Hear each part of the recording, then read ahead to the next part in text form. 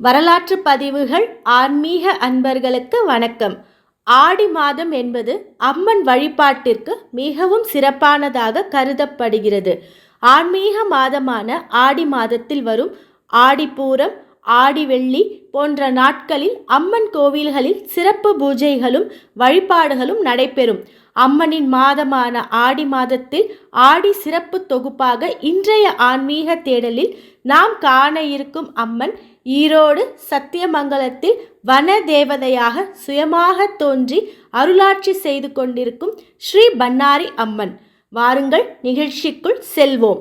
பார்ப்போற்றும் நாயகி பண்ணாரியே, பார்வதி அன்னையே பண்ணாரியே, பாசத்தின் தெய்வமே பண்ணாரியே, பக்தரை காத்திடும் பண்ணாரியே, பார்ப்போற்றும் நாயகி பண்ணாரியே, பார்வதி அன்னையே பண்ணாரியே, பாசத்தின் தெய்வமே பண்ணாரியே, பக்தரை காத்திடும் பண்ணாரியே, சத்தியமங்கலத்தில் வாழ்பவளே, பண்ணாரி மாரியாக திகழ்பவளே, வறட்சிகள் இல்லாத வனப்பரப்பில் வந்து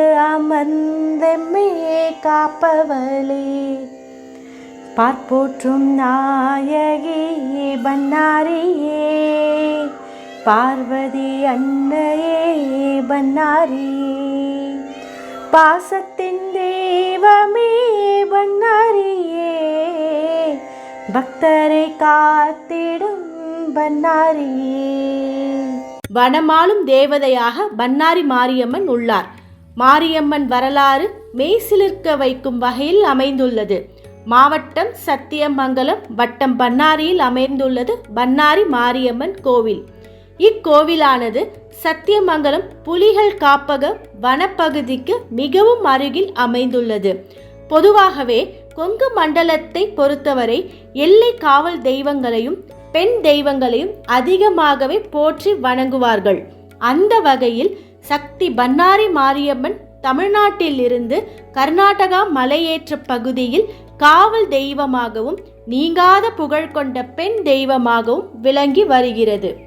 இக்கோவிலின் கம்பீரமான தோற்றமும் விசாலமான நிலப்பரப்பும் நம்மை மெய் சிலிர்க்க வைக்கிறது. சுற்றிலும் வனப்பகுதி, சுற்றித் திரியும் சிறிய வகை வன உயிரினங்கள், அரணாக மலை, அரண்மனை போல கோவில், இப்படி வனம் ஆளும் தேவதையாக பண்ணாரி மாரியம்மன் உள்ளார். இக்கோவிலின் தர வரலாறு. பண்ணாரி மாரியம்மன் வரலாறு மெய்சிலிர்க்க வைக்கும் வகையில் அமைந்துள்ளதாக புராணங்கள் கூறுகின்றன. அக்காலத்தில் சலவை தொழில் செய்யும் தம்பதி தங்களின் சலவை துணி துவைப்பதற்காக ஒரு பெரிய மலையின் கீழ் அமைந்து இருந்த ஆற்றுக்கு அவற்றை எடுத்து சென்றனர். அப்போது அந்த பெண் நிறைமாத கர்ப்பிணியாக இருந்துள்ளார். சலவை துணி துவைக்கும் வேளையில் கடுமையான மழை பெய்து கொண்டிருந்தது.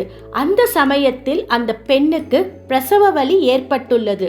பின் அந்த கணவனோ தான் சலவைக்கு கொண்டு வந்த சேலைகளை கொண்டு நால்புறமும் கட்டி தன் மனைவிக்கு தானே பிரசவம் பார்த்துள்ளார். 2 பெண் குழந்தைகள் பிறந்ததாக புராண வரலாறும் செவி வழி வரலாறுமாக உள்ளது. பின்னர் ஒரு குழந்தையை அவர் தூக்கியதாகவும் மற்றொரு குழந்தையை இருவராலும் தூக்க முடியவில்லை. பின் அவர்கள் அந்த குழந்தையை அருகில் இருந்த தாழியில் வைத்துவிட்டு மூவரும் சென்று நடந்ததை ஊர் தலைவரிடம் முறையிட்டுள்ளனர். பின்னர் அவர்களுடன் அந்த குழந்தை இருக்குமிடம் சென்று அந்த குழந்தையை தூக்க முடியவில்லை. பின் இரும்பு கடப்பாரை கொண்டு அந்த தாழியை தூக்க முற்பட்டனர். அப்போது அந்த குழந்தையின் வலது மார்பில் கடப்பாரை பட்டு ரத்தம் கசிந்துள்ளது.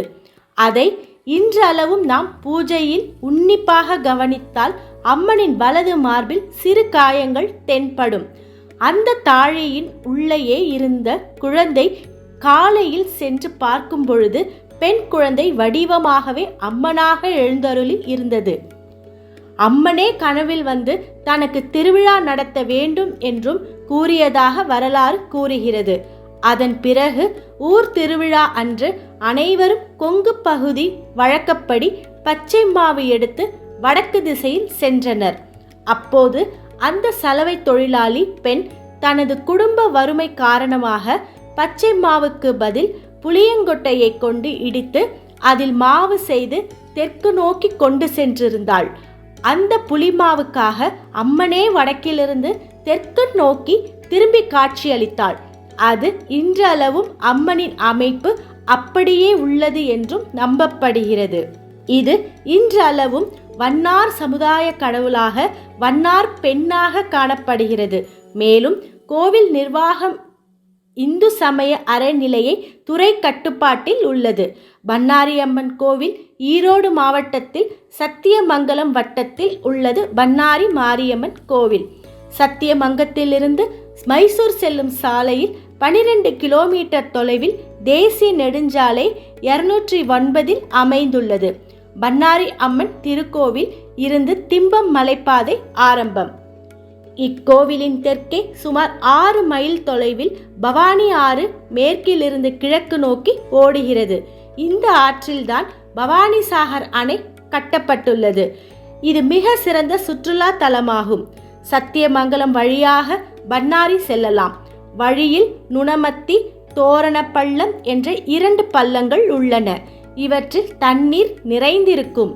பண்ணாரி அம்மன் திருக்கோவில் அழகிய கோபுரத்துடன் அர்த்த மண்டபம், மகா மண்டபம், சோபன மண்டபம் முதலியவற்றுடன் தூண்களில் அற்புதமான சிற்ப வேலைப்பாட்டுடன் காணப்படுகிறது.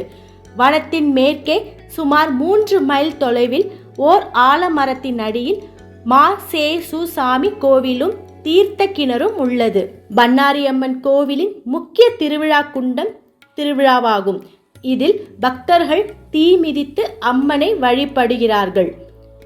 இக்கோவிலின் சிறப்புகள்: இங்கு அம்மன் சுயம்பு மூர்த்தியாக அருள்பாலிக்கிறார். இங்கு விபூதி கிடையாது.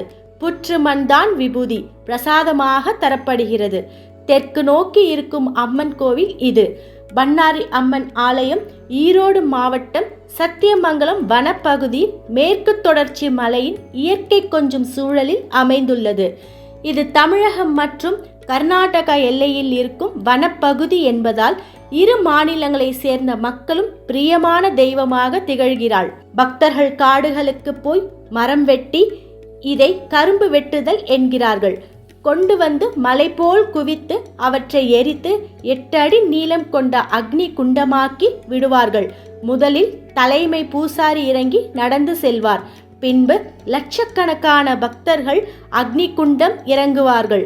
காலை 4 மணி முதல் மாலை 4 மணி வரை பக்தர்கள் தொடர்ந்து அக்னி குண்டம் இறங்குவது மெய்சிலிர்க்க வைக்கும் காட்சி. கடைசியாக ஆடு, மாடு போன்ற கால்நடைகளும் பக்தர்கள் குண்டம் இறங்கி நடக்க வைப்பார்கள்.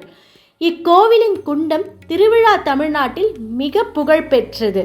தமிழ்நாடு தவிர கர்நாடகா மாநில மக்களிடையும் பெரிய அளவில் புகழ்பெற்ற தலம்.